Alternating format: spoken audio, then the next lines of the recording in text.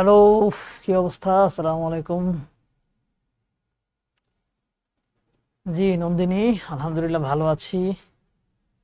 হ্যাঁ, জোহরা দাবিন, সুস্থ হয়েছি। সুস্থ বলতে কালকে হঠাৎ করে ক্লাস নিতে নিতে আমার মাথা একটু কেমন যেন মানে ব্যথা করছিল আর কি। তাই আর বেশিক্ষণ কথা বলিনি, ক্লাসটা শেষ করে দিয়েছি। কাজী নজরুল ইসলাম বর্ধমানে জন্মগ্রহণ করেন? আল্লাহ, মানে কনফিউজ হয়ে যাচ্ছে। কাজী নজরুল ইসলাম, দেখি সার্চ দিই একটা। কাজী নজরুল ইসলামের জন্মস্থান 24 পরগনা জেলা না? আজকে কিন্তু তোমাদের, হ্যাঁ, মোস্ট নোমেদ স্যার আমার কমেন্ট কি দেখা যায়? হ্যাঁ, দেখা গেছে। মাহাজাবিন, হ্যাঁ সুস্থ, আলহামদুলিল্লাহ সুস্থ। আমি আজকে খেলা দেখতে গেছিলাম সুস্থ হয়ে। আজকে খেলা দেখতে গেছি আর বাংলাদেশ হচ্ছে আজকে খেলাতেই হেরে গেছে, বুঝতে পারছো? আজকে হচ্ছে তোমাদের বড় ভাই আপুদের কি হয়েছে বলো? পরীক্ষার রেজাল্ট দিছে আজকে, এবং তোমরা হয়তো জেনে খুশি হবে, শিখতে যারা হচ্ছে ক্লাস করেছিল আমাদের পেইড ব্যাচে যারা যারা ছিলেন, এবং তারা কিন্তু মোটামুটি বলা যায় যে প্রতি 4 জনের ভিতরে 3 জনই হচ্ছে আমাদের এখান থেকে জিপিএ 5 পাইছে, বুঝতে পারছো? প্রতি 4 জনে 3 জন। রেটটা কিন্তু কত পার্সেন্ট হলো তাইলে? 75%।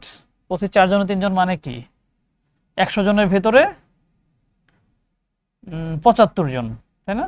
মানে 100 জনের মধ্যে 75 জন হচ্ছে আমাদের জিপিএ 5 পাইছে।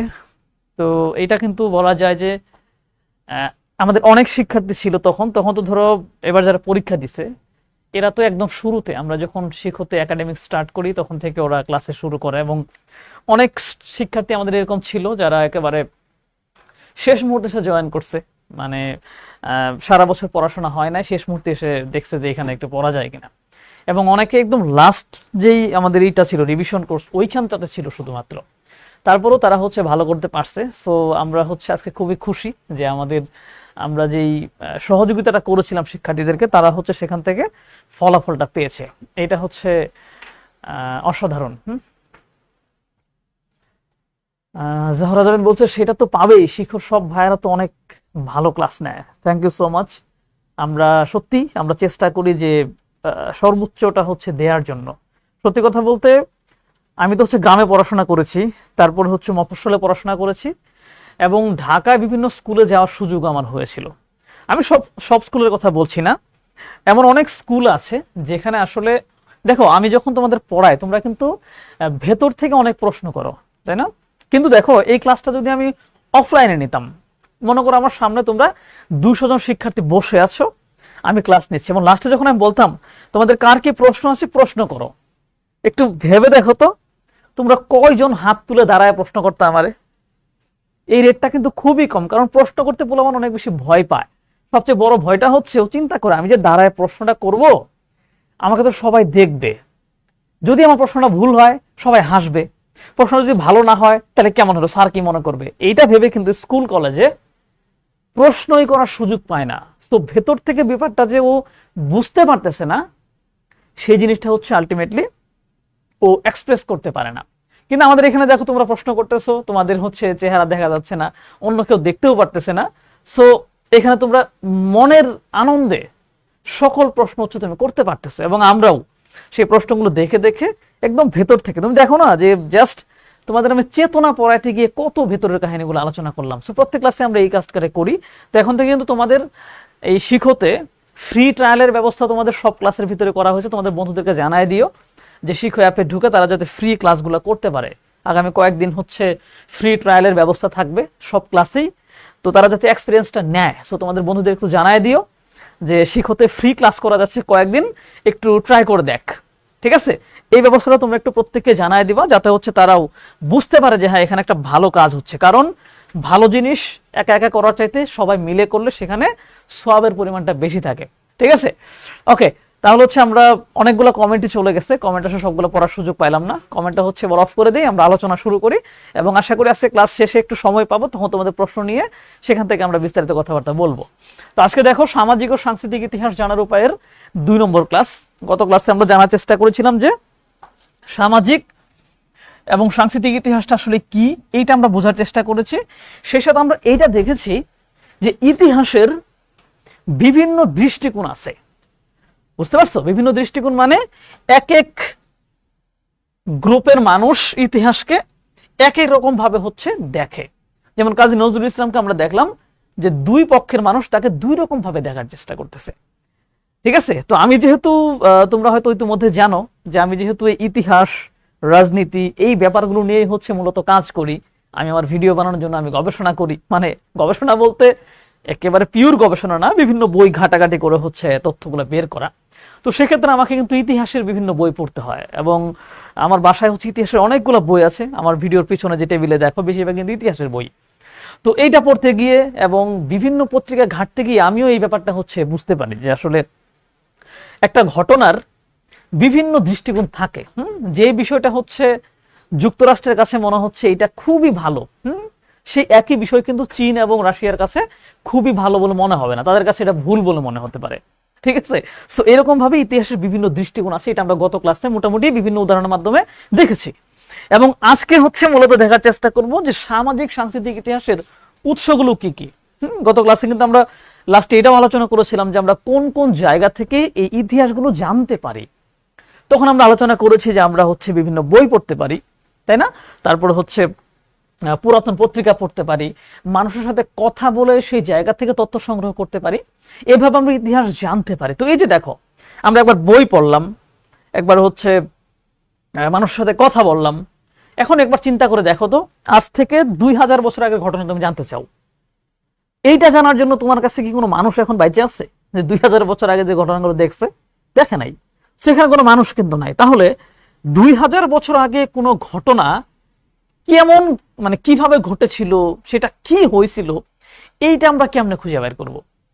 এই ক্ষেত্রে আমরা হিসাব করতে পারি 2000 বছর আগে বিভিন্ন রাজারা, মানুষরা যে জিনিসগুলো ব্যবহার করেছে, ওই ব্যবহার্য জিনিসগুলো দেখে দেখে আমরা বের করতে পারি যে এখানে আসলে কেমন ছিল। একটা ছোট্ট উদাহরণ চিন্তা করো, মনে করো আমরা হচ্ছে কয়েন ব্যবহার করি না, দেখি আমার পকেটে কয়েন আসছে কিনা, বুঝো কিন্তু এগুলো কিন্তু খুবই গুরুত্বপূর্ণ আলোচনা। হ্যাঁ, এই যে ধরো আমার কাছে হচ্ছে এই কয়েনটা আছে, এটা হচ্ছে 5 টাকার একটা কয়েন, এটা ধাতব মুদ্রা, তাই না? তো যেহেতু এটা ধাতব মুদ্রা, তোমরা সবাই এটা চেনো, তো এই মুদ্রাটা কিন্তু পচে যাবে না, নষ্টও হবে না, নিঃশেষ হবে না। মনে করো আল্লাহ না করুক যদি এমন হয়ে যায় যে এই জায়গাতে একটা বড় ধরনের ভূমিকম্প বা ধ্বংসযজ্ঞ চলে আমাদের পুরো অঞ্চলটা হচ্ছে একেবারে মাটির সাথে মিশে গেল, ঠিক আছে? তারপরে এই জায়গাতে আবার মনে করো 200 বছর পরে মানুষজন আবার বসবাস করতে শুরু করলো, তখন ওই 200 বছর পরের মানুষজন বিভিন্ন জায়গা থেকে যারা এসে বসবাস করে তারা আসলে বুঝবে কিভাবে যে এখানে কারা ছিল? তখন এই দেখো, এই পয়সার ভিতরে শেখ মুজিবুর রহমানের ছবি দেওয়া আছে, তাই না? এবং এখানে কিছু লেখা আছে, কত সাল সেটাও লেখা আছে। তো এই ব্যাপারগুলো দেখার মাধ্যমে তখন মানুষ খুঁজে বের করবে, আচ্ছা এই যে এখানে একজন ব্যক্তি আছেন, এই ব্যক্তির প্রভাব 2012 সালে, এটা মুদ্রা লেখা আছে যে 2012 সালের দিকে এই ব্যক্তি কে ছিল, ওনার প্রভাব মনে অনেক বেশি ছিল। তারপর হচ্ছে খুঁজে বের করবে যে কোনো চিপাচাপিতে কোনো বইটো এরকম পড়ে আছে কিনা, কোনো পত্রিকা চাপা পড়ে আছে কিনা, বা বড় কোনো পোস্টার ব্যানার যেগুলো হচ্ছে খোদাই করা হয়েছিল সেগুলো ঠিক আছে কিনা, সেগুলো বের করে সেগুলো অ্যানালাইসিস করে করে খুঁজে বের করা হবে যে এখানে আসলে কারা বসবাস করত, এখানে তারা কিভাবে ছিল, তাদের মুদ্রা ব্যবস্থা কেমন ছিল কি ছিল না। তার মানে সবসময় মানুষের কাছ থেকে শুনতে হবে এইটাও বড় কথা না। দ্বিতীয় কথা হচ্ছে সবসময় মানুষকে তো পাওয়া যাবেই না, এবং লিখিত বিষয়গুলো সবসময় পাওয়া নাও যেতে পারে, এই জন্য আমাকে অলিখিত বিভিন্ন বস্তু থেকেও নেওয়া লাগতে পারে। তো এই যে এই উৎসগুলো, যে জায়গা থেকে আমরা তথ্য খুঁজে পাই, এই উৎসগুলো আসলে কত রকম। ইতিহাস খুঁজে বের করতে, আমরা যদি প্রাচীন ইতিহাস খুঁজে বের করতে চাই, তবে আমাদের কি কি উৎসের দিকে যেতে হয়, কোন কোন উৎস নিয়ে গবেষণা করতে হয়, সেই ব্যাপারগুলো আজকে আলোচনা হবে। এবং এই উৎসগুলো শুধু পাইলেই হবে না, তুমি একবার চিন্তা করে দেখো যে আজ থেকে 2000 বছর আগে মানুষ যেভাবে কথা বলতো, আমরা কি আজকে ওইভাবে কথা বলি? আমাদের কথা বলার মধ্যে পরিবর্তন আসছে না? শুধু 2000 বছর আগে কেন, তুমি দেখো অনেক শব্দ কিন্তু জাস্ট গত 15-20 বছরের মধ্যেই চেঞ্জ হয়ে গেছে। তাই না? যেই শব্দগুলো হচ্ছে আমরা তখন উচ্চারণ মানে করতাম, এখন করি না। যেমন বিভিন্ন আঞ্চলিক যেই বিভিন্ন শব্দ আছে, প্রমিত বাংলার কারণে অনেক আঞ্চলিক শব্দ কিন্তু হারিয়ে যেতে বসেছিল। রিসেন্টলি যদিও এটার পক্ষে আবার কাজ করা হচ্ছে। যেমন আমি আমার এলাকার ক্ষেত্রেই বলতে পারি, আচ্ছা থাক ওগুলো না বলি, হ্যাঁ, অনেকে আবার হাসাহাসি করবে। তুমি তোমার এলাকায় চিন্তা করো, যেমন অনেক বাসন কোসনের নাম আছে, যেই নামগুলো আসলে তুমি তোমার আব্বা আম্মুর কাছ থেকে ছোটবেলায় শুনতা, যে তারা এটাকে তাদের নিজস্ব নামে ডাকে। তুমি যত বড় হচ্ছ দেখবা ওই নামটার শুদ্ধ নাম সেখানে বেশি বেশি চর্চা হচ্ছে, এবং এমন হতে পারে আগামী 20 বছর পরে সে আঞ্চলিক শব্দটা হারিয়ে যাবে এবং সবাই সেটার অন্য নামটা জানতে পারবে, এবং আরো 100 বছর পরে এই অন্য নামটাও চেঞ্জ হয়ে যেতে পারে। বুঝতে পারছো? তো এইভাবে আজ থেকে 2000 বছর আগের তো ভাষা একই রকম ছিল না। তাহলে 2000 বছর আগে যে লেখার পদ্ধতি, তাই না, সেই লেখার পদ্ধতি তো আলাদা ছিল, এবং সেই লেখাগুলো মানে তখন যেরকম ভাবে লিখছে, ওই লেখার মাধ্যমে আসলে কি বোঝাতে চেয়েছে সেইটা বোঝার জন্য কিছু মানুষ কাজ করেন, এবং ওই 1000 বছর আগের অনেক আগের বিভিন্ন লেখা, তারপর বিভিন্ন হচ্ছে চিহ্ন, এগুলো বিশ্লেষণ করে করে বোঝার চেষ্টা করেন যে এখানে কি আছে। এটার নাম হচ্ছে পাঠোদ্ধার। সেই পাঠোদ্ধার নিয়ে হচ্ছে আমরা আলোচনা করি। অলরেডি হচ্ছে দেখো আলোচনা করেই ফেলছি, বুঝতে পারছো? কারণ আজকের মানে ক্লাসে খুব বেশি কন্টেন্ট নাই, কন্টেন্টের পরিমাণ তুলনামূলক কম। তোমরা দেখো ঘটনা কখন ইতিহাস হয় এটা আমাদের একটু বুঝতে হবে, যে যে কোনো ঘটনায় কি ইতিহাস কিনা, ঘটনা কখন ইতিহাস হয়। দেখো অতীতের কোনো বানানো ঘটনা কখনো ইতিহাস হয় না। যে অতীতের মনে করো বানানো ঘটনা কি, তোমরা রাজা গোপালের নাম শুনেছো? এই গল্পটা খুবই গুরুত্বপূর্ণ, মাথায় রাখবে। রাজা গোপাল হচ্ছেন, এখানে হচ্ছে তোমাদের একটু ছোট্ট করে ব্যাখ্যা দেই। আমরা যদি আমাদের ইতিহাসের 2000 বছর আগে চলে যাই, মানে বাংলাদেশের এই অঞ্চলটাতে 2000 বছর, আজকে কত চলে? 2024। আমি যদি পেছন দিকে যাই, হ্যাঁ পেছন দিকে যাই, ধরো এটা হচ্ছে 1800, মনে করো 1200, 700, 00, ব্যাপারটা এরকম। তাহলে আজ থেকে 2000 বছর আগে এই অঞ্চলে কারা শাসন করেছে? এই অঞ্চলে কি যেন বলতেছিলাম, অতীতের বানানো ঘটনা। 2000 বছর আগে আমরা জানতে পারি যে আমাদের এই অঞ্চলে মৌর্য বংশ হচ্ছে আমাদেরকে শাসন করেছিল। মৌর্য বংশ, ঠিক আছে, একটু মনে রাখো, মৌর্য বংশ শাসন করেছিল 2000 বছর আগের দিকে, এবং ওদের পরে এসেছিল গুপ্ত বংশের শাসন। গুপ্ত বংশ। এরপরে হচ্ছে আমরা রাজা শশাঙ্কের নাম জানি। এরকম দেখো একের পর এক শশাঙ্ক, তো এরকম ভাবে শাসন কিন্তু করেছিল। তো শশাঙ্ক যখন শাসন করে, শশাঙ্কের শাসনটা যখন শেষ হয়, আনুমানিক বলা হয় যে 650 সালের দিকে শশাঙ্কের শাসন আমলটা শেষ হয়। 650 সালে শশাঙ্ক কিন্তু শক্তিমান শাসক ছিলেন, এবং আমাদের যে পুরো বাংলা অঞ্চলটা আছে, হ্যাঁ বাংলাদেশ বা বর্তমান বাংলাদেশ, এই যে আশপাশের পুরো অঞ্চলটা, এই জায়গাটুকুর ভিতরে তিনি একটা বড় সাম্রাজ্য প্রতিষ্ঠা করেছিলেন, রাজা শশাঙ্ক। সেই শশাঙ্ক যখন মারা যায়, মারা যাওয়ার পরে এই জায়গাতে যোগ্য কোনো শাসক খুঁজে পাওয়া যাচ্ছিল না যিনি পুরো অঞ্চলটার রাজা হবেন।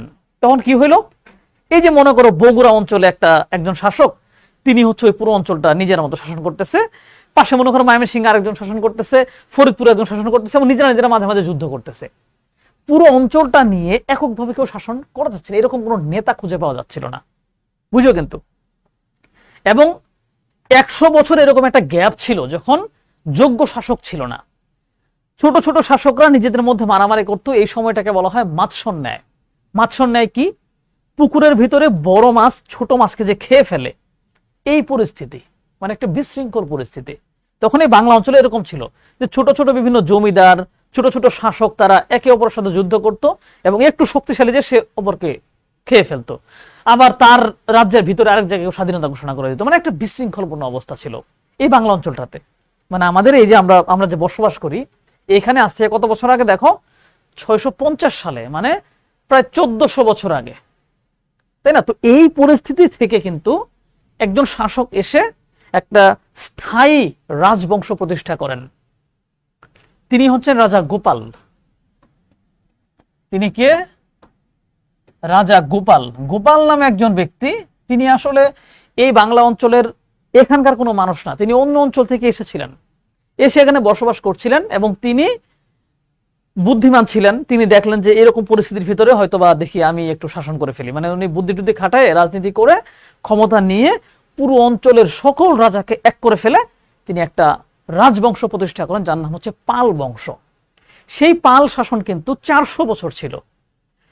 মানে মোটামুটি এই যে প্রায় 750 থেকে শুরু করে একেবারে 1050-এর পর পর্যন্ত হচ্ছে এই পাল শাসনটা ছিল। এই যে রাজা গোপালের কথা বললাম, যে গোপাল এত বড় একটা রাজবংশ যারা 400 বছর শাসন করেছে, এই রাজবংশের যে প্রতিষ্ঠাতা, তো এই গোপাল সম্পর্কে কিছু গল্প প্রচলিত আছে। গল্পগুলো কেমন জানো? খুব হাস্যরস, মজা করে হচ্ছে অনেক জায়গায় এটা পড়ানো হয়।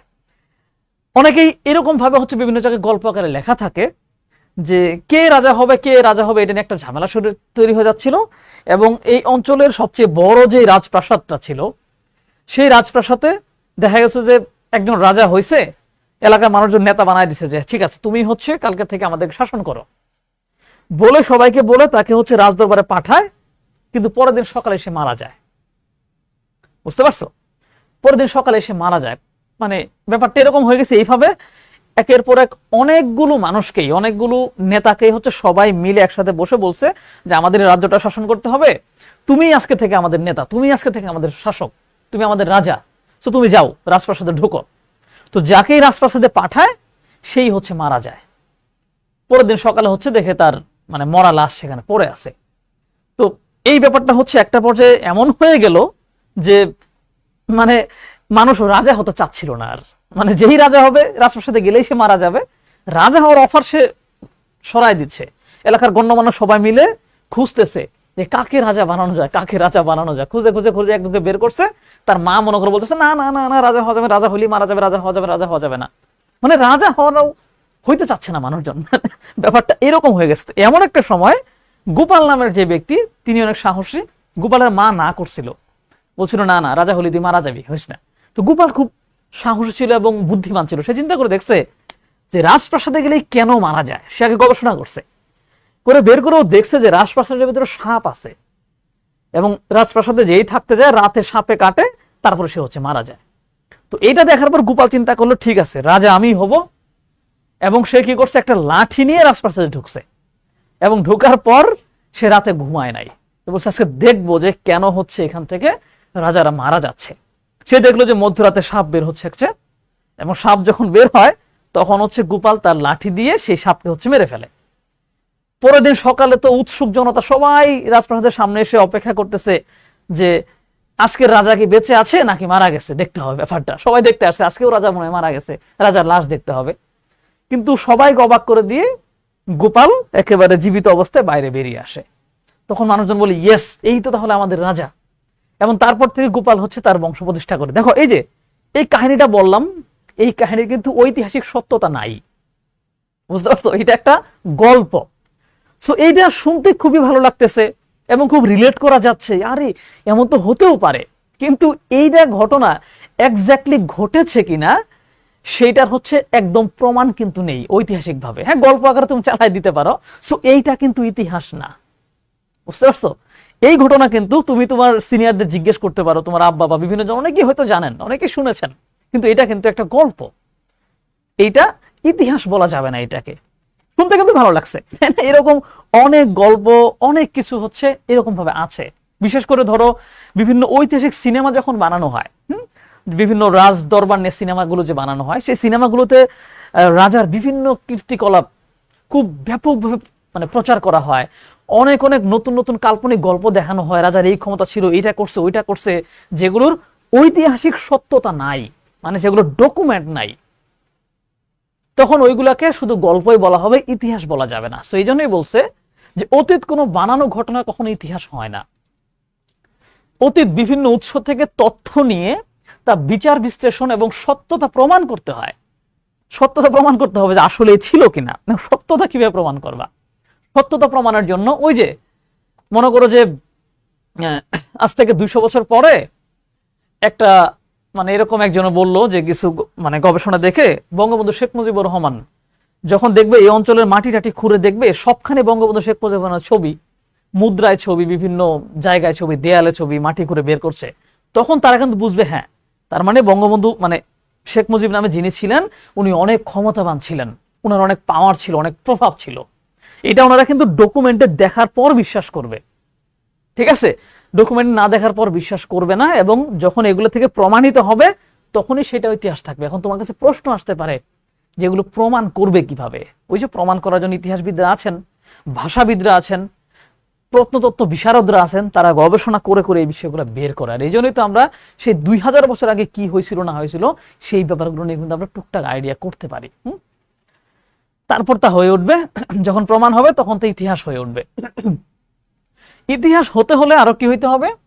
সকল প্রকার ত্রুটি বিচ্যুতি আর সমস্যাগুলোর চুলচেরা বিশ্লেষণ করতে হয়, উৎসগুলোকে প্রশ্নের পর প্রশ্ন করতে হয়, পুঙ্খানুপুঙ্খ ভাবে যাচাই বাছাই করতে হয়। হ্যাঁ, একটা উৎস তুমি পাইছো, পেয়ে সরাসরি হচ্ছে ওইটাই বিশ্বাস করা যাবে না, আরো উৎস খুঁজে বের করতে হবে। কালকে বলছিলাম না একবার যে পাশাপাশি দুইটা রাজত্ব ছিল, এই দুইটা রাজত্বের ভিতরে একটা রাজত্ব থেকে তুমি কিছু তথ্য একটা বই পাইলা, ওইখানে দেখলা রাজার অনেক সুনাম করা আছে, সো প্রথমবার এইটা শুনেই তুমি বিশ্বাস করে ফেলবা না যে এই রাজা এরকম ছিল, তোমাকে আরো খুঁজতে হবে অন্য কোনো পাশের রাজ্য থেকে তার সম্পর্কে কি বলেছে। আগে কি পর্যটক ছিল, তাই না? ইবনে বতুতা নাম তোমরা শুনছো অবশ্যই, তারপরে হিউয়েন সাং, এরা পৃথিবী ঘুরে বেড়াইতো এবং ঘুরে ঘুরে যেখানে যা যা দেখছে তারা হচ্ছে তাদের ডায়েরিতে লিখে রাখতো। তখন ওই ব্যাপারগুলো বের করে দেখতে হবে যে আসলে এখানকার অবস্থাটা কেমন ছিল, সেটা বিচার বিশ্লেষণ করে এবং তথ্যগুলোকে প্রশ্ন করতে হয়, এটা কি আসলে এমন ছিল? মনে করো যে আমাদের এই অঞ্চলে প্রচুর পরিমাণে পানি ছিল, স্যাঁতসেঁতে অবস্থা ছিল, এইটা প্রমাণের জন্য আপনার ইবনে বতুতার সে নৌকাতে চলাফেরা করছে, এটা আমরা বুঝতে পারি। এবং আমরা প্রাচীনকালে কোথায় কোথায় বন্দর ছিল, বন্দরগুলোর স্থায়িত্ব, কোন দিক থেকে মানুষ আসতো, এগুলা দেখে দেখে এগুলা বিশ্লেষণ করে করে বের করা হয়। বুঝতে পারছো? এইভাবেই চুলচেরা বিশ্লেষণের মাধ্যমেই একটা সত্য ঘটনা প্রমাণ করতে হয়। এই যে দেখতেছো এখানে একটা বই রেখে বুঝাচ্ছি যে প্রচুর গবেষণা চলতেছে এখান থেকে, হ্যাঁ, ম্যাপ ট্যাপ নিয়ে একসাথে বসে তারপর হচ্ছে একটা সিদ্ধান্তে যাওয়ার চেষ্টা করা হচ্ছে। তার মানে এই যে এত এত উৎসের কথা ইতিমধ্যে বললাম, এই উৎসগুলোকে আমরা এখানে দুই ভাগে ভাগ করতে পারি। কি কি ভাগে ভাগ করতে পারি? একটা হচ্ছে সাহিত্যিক উৎস, আর একটা হচ্ছে প্রত্নতাত্ত্বিক উৎস। সাহিত্যিক উৎস খুব সহজভাবে যদি বলি যে লিখিত ধরনের,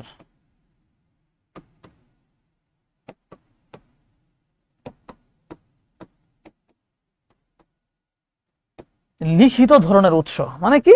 মানে যেটা হচ্ছে ডকুমেন্ট আকার বা বই টাইপের জিনিস হিসেবে থাকবে, সেটা হচ্ছে আমাদের সাহিত্যিক উৎস। এর ভিতরে কি কি আছে দেখো, পাণ্ডুলিপি।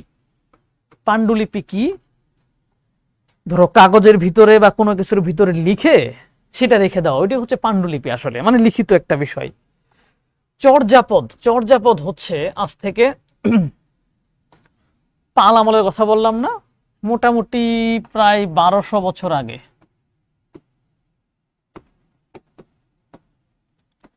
1200 বছর আগে বৌদ্ধ ভিক্ষুরা, বৌদ্ধ ভিক্ষু হচ্ছে মনে করো যারা বৌদ্ধ ধর্ম চর্চা করতেন, ধর্ম যারা চর্চা করতেন, এরকম হচ্ছে একটু ধর্ম বিশারদ যারা ছিলেন আর কি, এবং ওই মানুষগুলাই হচ্ছে তখন চর্যাপদ রচনা করছিলেন। এটা হচ্ছে বাংলা সাহিত্যের প্রাচীন নিদর্শন। চর্যাপদের ভিতরে তারা কবিতার মতো করে, গানের মতো করে কিছু ছন্দ লিখেছিলেন, এবং সেই জিনিসগুলো পাওয়ার পর সেগুলো নিয়ে গবেষণা করে এটা বোঝা হয়। ধরো দেখো কাজী নজরুল ইসলামের যে কবিতা, বিদ্রোহী কবিতা কোত্থেকে আসছে? ওই সময় ব্রিটিশ শাসন থেকে আমাদের উপরে অত্যাচার করা হচ্ছিল, শোষণ করা হচ্ছিল বলেই তিনি বিদ্রোহী রচনা করেছিলেন, বিদ্রোহী কবিতা। তার মানে সমাজ পরিস্থিতির উপর ভিত্তি করে কিন্তু কবিতা রচিত হয়। তাই চর্যাপদে যে ধরনের কথাবার্তা বলা আছে, সমাজ ব্যবস্থা নিয়ে বলা আছে, মানুষের আচরণ নিয়ে বলা আছে, এই বিষয়গুলো কিন্তু তখন ওইরকম ছিল বলেই সেটা ওখানে লেখা হয়েছে। তাই চর্যাপদ বিশ্লেষণ করে দেখা হয় সেখানকার মানুষ কি চিন্তা করত, তারা কি রকম ভাবে ভাবতো ইত্যাদি। কাব্য সংকলন, পুরাতন যে সমস্ত কবিতার গ্রন্থ থাকে সেগুলো, কাব্য সংকলন, আইনশাস্ত্র, মনে করো সম্রাট বাবর, আকবর, তারপরে হচ্ছে আরো যে সমস্ত রাজারা ছিলেন, তারা হচ্ছে তাদের শাসন কাজ পরিচালনার জন্য আইন কি কি হবে না হবে সেই ব্যাপারগুলো লিখে গিয়েছেন অনেক কিছু। সেটাকে বলা হচ্ছে আইনশাস্ত্র, মানে কোন কোন নিয়ম নীতির ভিত্তিতে তিনি শাসন করবেন। এবং এগুলো লিখতে গিয়ে ধরো আমি একটা আইন লিখব, এখন আমার আইনটা হচ্ছে মোটর সাইকেলের গতি। এখন আমার আইনের ভিতরে লেখা থাকলো সাইকেলের গতি 60 কিলোমিটারের বেশি হবে না, এটা লেখা থাকলো। 200 বছর পরে যদি আমার এই আইনটা কেউ খুঁজে পায়, তখন ও কিন্তু ধরে নেবে যে ইয়েস, তার মানে 200 বছর আগে এখানে মোটর সাইকেল চলতো। কারণ মোটর সাইকেল না চললে এইটা নিয়ে তো আমি আইন করতাম না কখনো। তো যেই যেই বিষয় নিয়ে আইন করা হয়েছিল ওই ব্যাপারগুলো সমাজে ছিল, এটা ধরে নেওয়া হবে বিভিন্ন আইন শাস্ত্র থেকে, সেখান থেকেও ইতিহাস রচিত হয়ে যাবে। চিকিৎসা শাস্ত্র, এইটা থেকে আমরা বুঝতে পারবো যে ওই সময় কি ধরনের রোগ হতো, এবং রোগগুলো কি শুধু রোগ না, রোগের সাথে সাথে ওই রোগ সম্পর্কিত মানুষের আচরণ, তাদের নিরাময়ের জন্য কি কি ব্যবহার করত, সম্পূর্ণ কি ভেষজ ছিল নাকি অন্য কিছু ছিল কিনা, এই পুরো ব্যাপারটা বুঝতে পারবো। ধরো 200 বছর আগের একটা চিকিৎসা শাস্ত্রে লেখা থাকলো যে অমুক রোগের জন্য এখানে ব্যায়াম করার পরামর্শ দেওয়া হয়েছে, তার মানে তখন আমরা বুঝতে পারবো 200 বছর আগে এই যে ফিজিক্যাল এক্সারসাইজ, এই ব্যাপারগুলোর একটা প্রচলন ছিল, ধরে নিতে পারবো। তার মানে তখনকার ইতিহাস আমি চিকিৎসা শাস্ত্র থেকে বুঝতে পারলাম। হ্যাঁ, এবং তারা যদি বিভিন্ন ওষুধ বানায় ফেলতে পারে, তাহলে আমরা এটা ধরতে পারবো যে তখন ওষুধ বানানোর মতো প্রযুক্তি তাদের কাছে ছিল, তাই না? এইভাবে আমরা ধরতে পারবো তখনকার সমাজটা কেমন ছিল।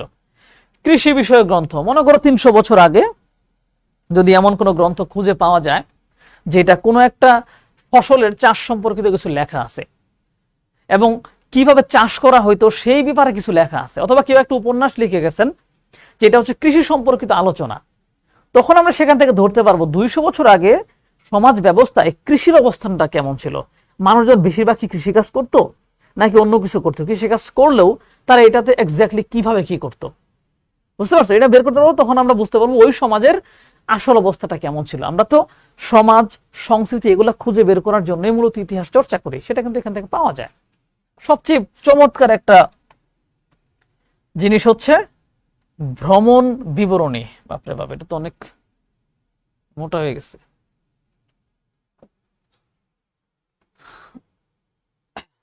ভ্রমণ বিবরণী, এই ভ্রমণ বিবরণী থেকেই ধরো আমি ছোট্ট একটা উদাহরণ তোমাদেরকে দেই, যে এখন তো আমরা হচ্ছে ভ্রমণ করতে গেলে কি বানাই, আমরা ভিডিও বানাই, তাই না? তোমরা কোথাও ঘুরতে গেলে কি ছবি তুলে আনো না?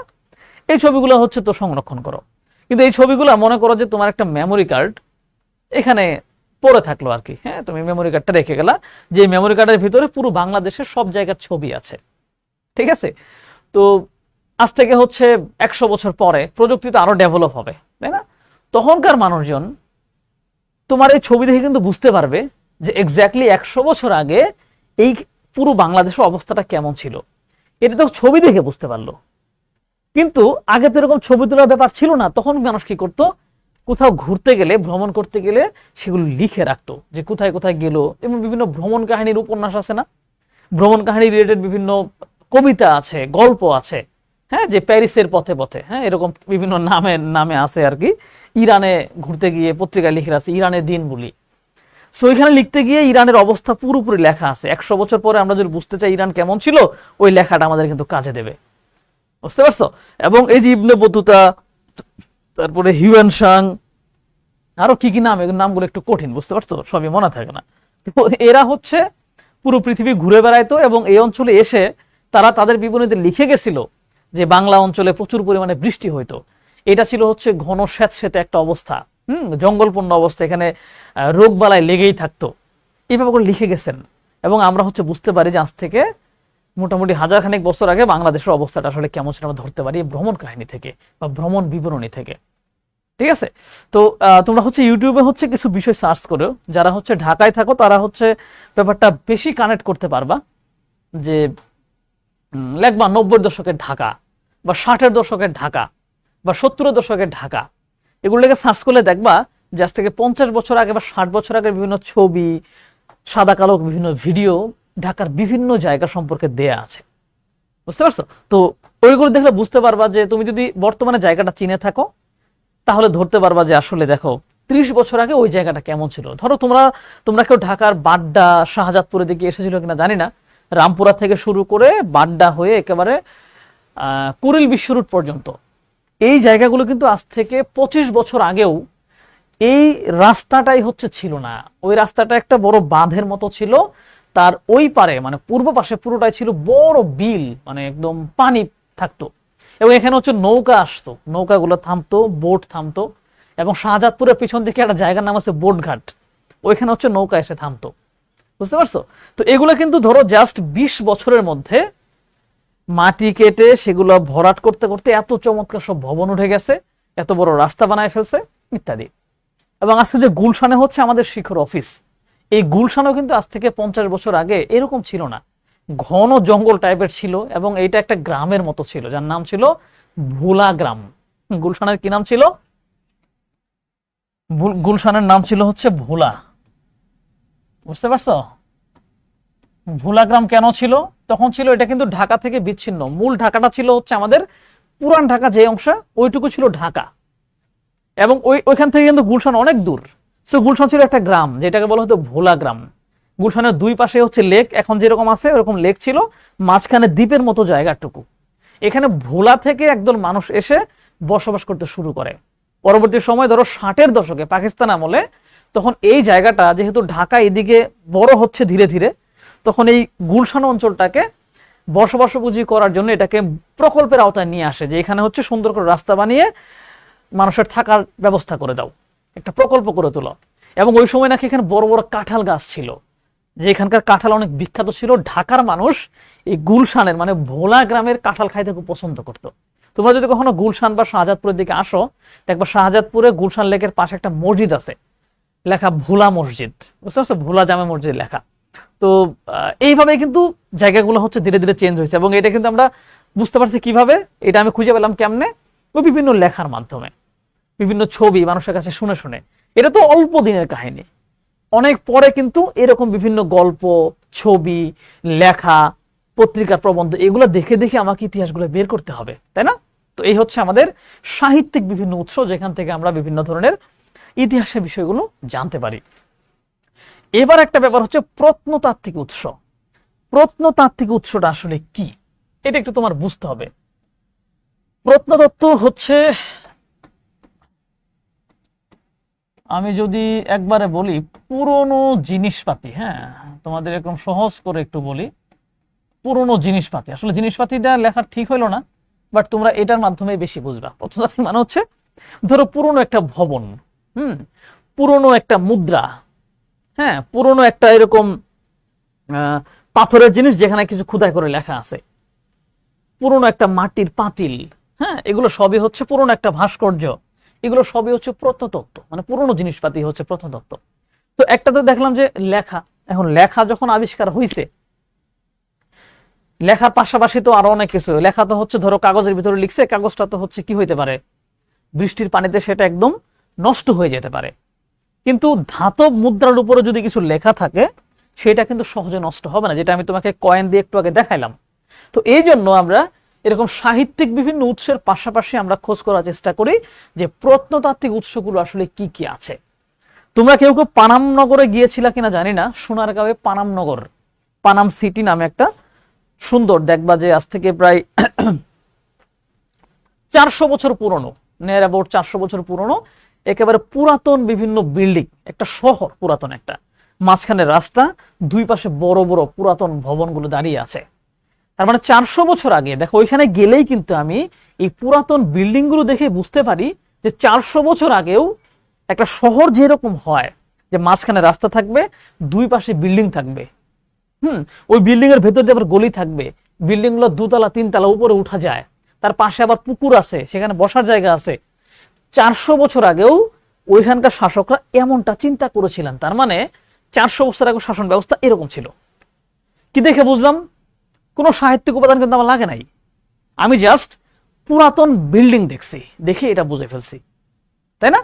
তো এরকম ভাবে ধরো শিলালিপি, শিলালিপি মানে হচ্ছে পাথরের উপর লেখা বর্ণ। যখন হচ্ছে লেখার টুকটাক আবিষ্কার হচ্ছে অনেক আগে, তখন কাগজ আবিষ্কার হয় নাই, তখন কি করছে মানুষ পাথরের উপরে খোদাই করে রাজার নাম লিখছে, সে কত সালে সেটা লিখছে, রাজার বিভিন্ন আদেশ লিখছে, লিখে এগুলো মানুষের মধ্যে চড়ার করছে, মানে প্রচার করছে। এখন সেই শিলালিপি তো সহজে নষ্ট হয় না, ধ্বংস হয় না, ওটা পড়ে আছে। সো ওই জিনিসটা আচ্ছা এখানে কারা কারা আছে দেখতে পাচ্ছি না, ওই এটা আনো তো কমেন্ট, বুঝতে পারছো? না না না ঠিক আছে। তো ওই শিলালিপিগুলো দেখার মাধ্যমে কিন্তু আমরা বুঝতে পারি যে ধরো 2500 বছর আগের ধরো একটা এরকম শিলালিপি পাওয়া গেছে যেখানে পাথরের উপরে কিছু একটা লেখা আছে, ওটা দেখে বুঝতে পারবো হ্যাঁ এখানে আসলে 2500 বছর আগে কি ছিল কি ছিল না। ঠিক আছে, একই রকম ভাবে তাম্র শাসনটা কি? তাম্র শাসন হচ্ছে সহজ ভাবে লিখতেছি, হ্যাঁ, তামার উপর খোদাই করা আদেশ।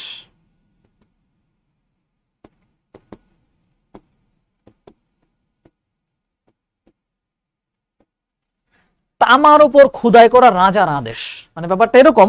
এখন আমরা হচ্ছে ধরো সরকার থেকে কোনো আইন করা, আদেশ দেওয়া কিসের উপরে দেই?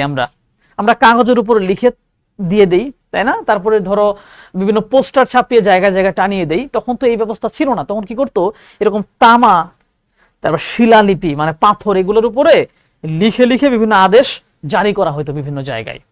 তো এই যে রাজার বিভিন্ন আদেশ তামার উপরে লিখে যে বিভিন্ন জায়গায় দিয়ে দেয়, এটাকে বলা হতো তাম্র শাসন।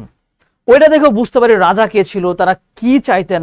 ধরো রাজা বলল সবাই ওইখানে লিখে রাখছে সবাই হচ্ছে নির্দিষ্ট দিনে কর দিয়ে দিবা, তার মানে বুঝতে পারবো এত বছর আগে কর ব্যবস্থাটা তাহলে ছিল। বা ওইখানে লিখে দিল যে একটা আদেশ লিখে দিল যে আগামী এতদিন পরে পাশের দেশের সাথে আমাদের যুদ্ধ, রাজ্যের সাথে, তাহলে বুঝতে পারবো যে হ্যাঁ তখন এই রাজার সাথে ওই রাজার একটা যুদ্ধ হয়েছিল। এটা আমরা ধরতে পারি, এইভাবে ইতিহাসটা বের করতে পারি। ঠিক আছে, টেরাকোটা কি? টেরাকোটা তোমরা জানো আই থিঙ্ক। টেরাকোটা হচ্ছে মাটির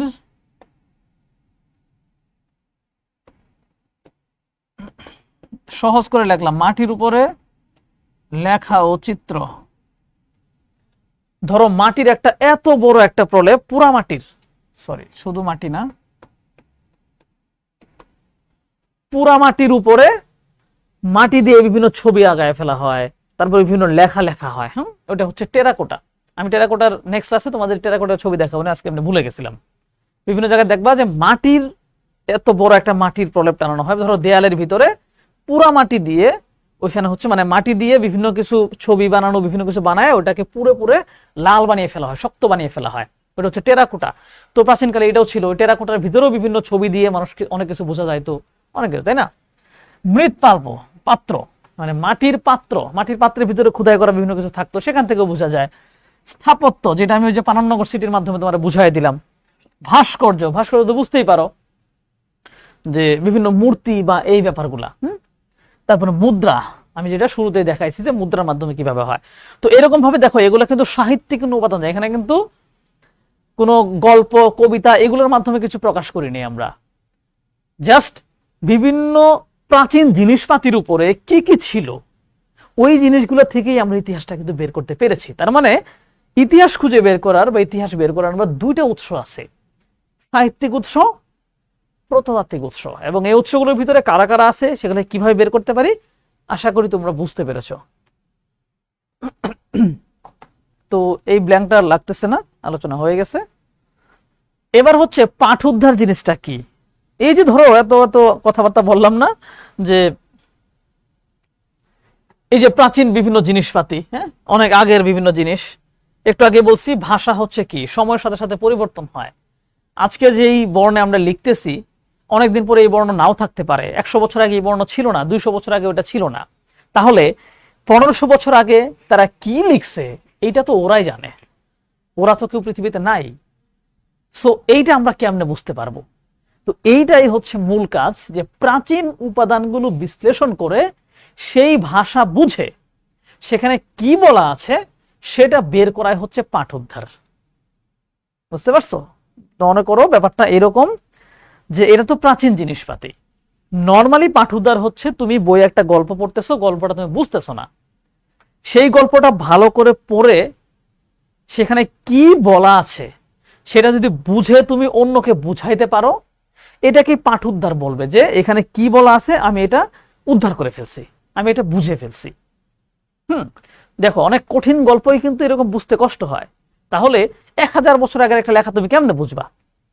সো ওইটা নিয়ে আসলে কারা কাজ করে, বিভিন্ন মানুষেরা এটা নিয়ে কাজ করতে পারে, যেখানে লিপি বিশারদগণ হচ্ছে একটা চমৎকার ভূমিকা পালন করে। লিপি বিশারদ কি? লিপি কি? লিপি হচ্ছে বর্ণ, তাই না?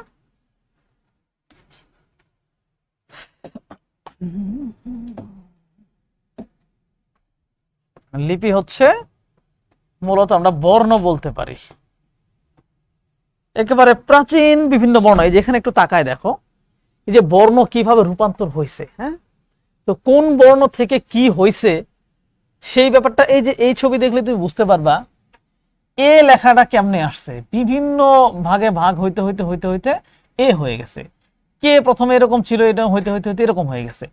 তো এই যে রূপান্তর, যারা লিপি নিয়ে গবেষণা করেন যে 100 বছর আগের কোন লিপির সাথে বর্তমান সময়ের ক এর মিল আছে, বর্তমান সময়ের ক আসলে 100 বছর আগের কোনটার সাথে মিলে যায়, 1000 বছর আগের কোন শব্দটার সাথে কোন বর্ণটার সাথে বর্তমানের ব মিলে যায়।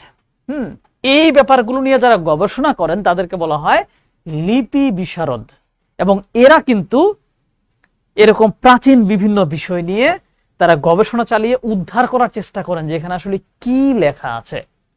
ঠিক আছে, প্রাচীন শিলালিপি সহ নানান লিপির পাঠ উদ্ধার করেন তারা। প্লাস ভাষা বিশারদগণ, যারা ভাষা নিয়ে গবেষণা করেন যে প্রাচীনকালের ভাষা কেমন ছিল, সেই ভাষা পরিবর্তন হতে হতে, এই যে দেখো আমাদের বাংলা ভাষা কোত্থেকে উৎপত্তি হয়েছে, এটা নিয়ে আমরা মোটামুটি তো একটা আলোচনা হয়তো কখনো শুনেছ যে ইন্দো ইউরোপীয় ভাষা গোষ্ঠী থেকে বাংলা ভাষা আসছে। এটা কবে কিভাবে পরিবর্তন হয়েছে, সেখান থেকে কয়টা শাখা বের হয়েছে, সেই শাখা থেকে কেমনে কি আসছে আসছে আস্তে আস্তে বাংলা ভাষা হয়ে গেছে। এই নিয়ে যারা গবেষণা করেন তাদেরকে বলা হয় ভাষা বিশারদগণ। ভাষা বিশারদ, আমাদের ডক্টর মোহাম্মদ শহীদুল্লাহ তিনি একজন ভাষা বিশারদ, তাই না? তারপর হচ্ছে আরেকজন দীনেশ চন্দ্র সেন, সুনীতি কুমার চট্টোপাধ্যায়, তারা হচ্ছেন ভাষা বিশারদ। তো তারা এই ভাষা নিয়ে গবেষণা, এরকম যারা ভাষা বিশারদ তারা এরকম প্রাচীন বিভিন্ন ভাষা, প্রাচীন বিভিন্ন গ্রন্থ, প্রাচীন বিভিন্ন উপন্যাস, সেগুলোতে কি লেখা আছে সেইটা অর্থ বের করার চেষ্টা করেন এবং অর্থ বের করে ফেলেন। তার মানে দেখো এই জায়গাগুলো থেকে যখন এটা বের হইলো, তার মানে আমরা পাঠ উদ্ধার করে ফেললাম। এবার পাঠ উদ্ধারের পর ইতিহাসবিদরা এইটা নিয়ে গবেষণা করবে, 2-3টা এরকম বিষয় মেলাবে, মেলানোর পর যাচাই বাছাই করে একটা ইতিহাস তারা বর্ণনা করবে যে ঘটনাটা এইরকম ছিল, ওইটাই হয়ে যাবে ইতিহাস। ঠিক আছে, ইতিহাসবিদ কি করেন তাহলে? ওই যে দেখো ওরা পাঠ উদ্ধার করলো, একজন ইতিহাসবিদ এসব উদ্ধারকৃত তথ্য কতটা সত্য বা বিশ্বাসযোগ্য বা যাচাই বাছাই করেন এবং উদ্ধারকৃত তথ্যের ভিত্তিতে ইতিহাস রচনা করেন। বুঝতে পারছো? এবং এই যে এত এত কাহিনীর পরে আমরা হিস্ট্রি রচনা করে ফেললাম। এখানে একটা ছবি দেখতে পাচ্ছ, ইনি হচ্ছেন হেরোডোটাস। হেরোডোটাস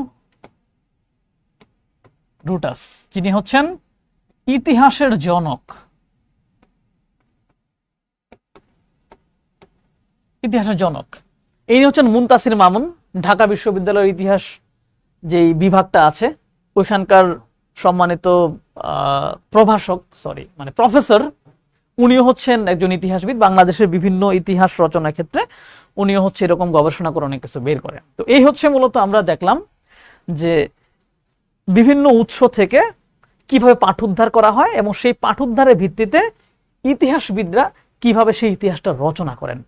ঠিক আছে, তো তোমাদের বইয়ের ভিতর একটু দেখবা যে অংশটুকু আজকে পড়াইছি এইটুকু আসলে বেশি অংশ না, ছোট্ট একটা স্টেপ মাত্র পড়াইছি, যেখানে খুবই সংক্ষিপ্ত ভাবে অল্প একটু লেখা ছিল। আমি সেই ব্যাপারটাকে তোমাদের উদাহরণ দিয়ে একটু বেশি করে ব্যাখ্যা দিয়ে বোঝানোর চেষ্টা করলাম, কারণ এই ব্যাপারগুলো যদি এখন তোমরা ভালো করে বুঝতে পারো, পরবর্তী সময়ে তোমাদের ইতিহাস সম্পর্কিত যে কোনো বিষয় জানার ক্ষেত্রে আগ্রহ যেমন বৃদ্ধি পাবে, ঠিক একই রকম ভাবে তোমরা অনেক বেশি মজাও পাবা পড়তে। ঠিক আছে, তো নেক্সট ক্লাসে হচ্ছে আমরা দেখার চেষ্টা করবো যে ইতিহাসের যে উৎসগুলো আমরা দেখলাম, যে সাহিত্য, প্রত্নতত্ত্ব, ওই সাহিত্যিক ব্যাপারগুলো ঠিক কিভাবে কাজ করে, কতটা যৌক্তিক ব্যাপার স্যাপার সেখানে আছে, সেগুলো কি যথেষ্ট কিনা, এবং একটা সাহিত্যিক উৎসকে প্রত্নতত্ত্ব কিভাবে হেল্প করে, এগুলা খুবই মজার কিন্তু। তো সেই ক্লাসে যাওয়ার আগে তোমাদের কাছ থেকে প্রশ্ন নেব, তো প্রশ্ন করো, ওপেন করে দাও।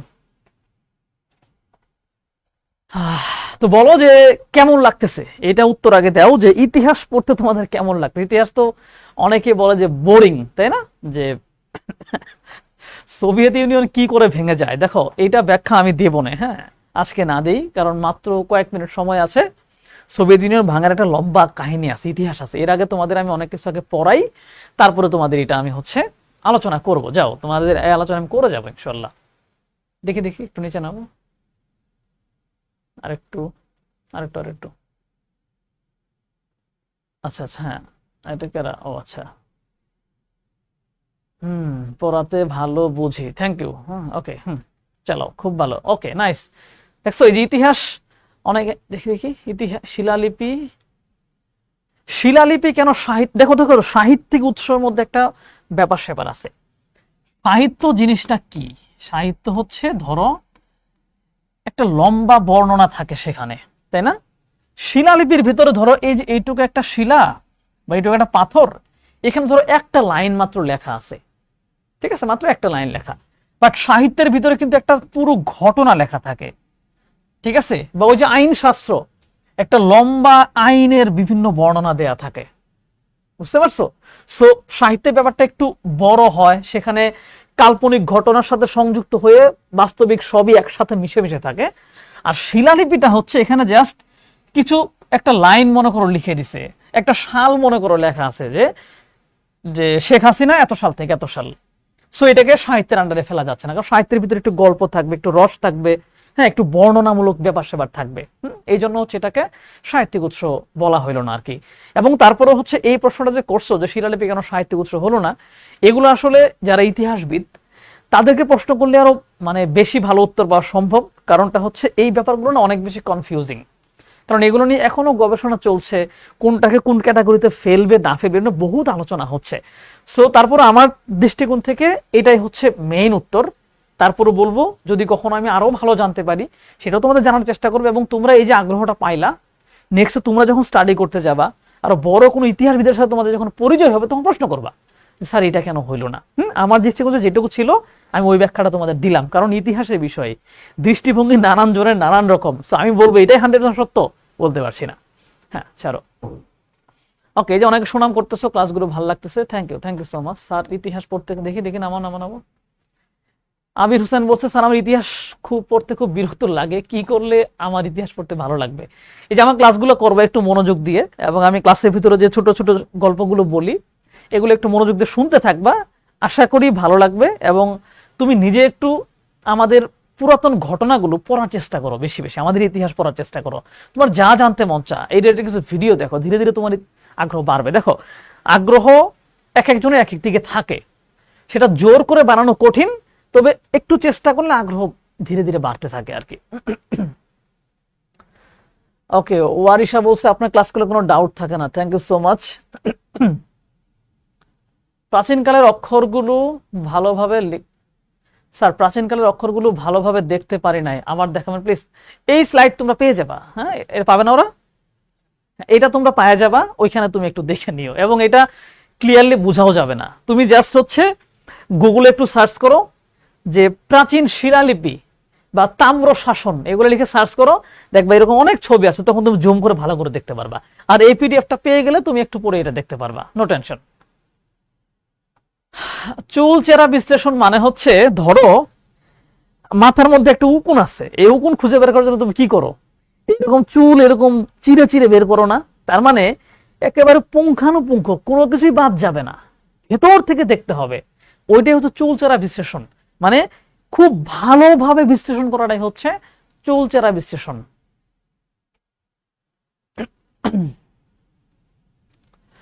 ওকে, অনেকে উসমানীয় সাম্রাজ্য নিয়ে প্রশ্ন করতেছো।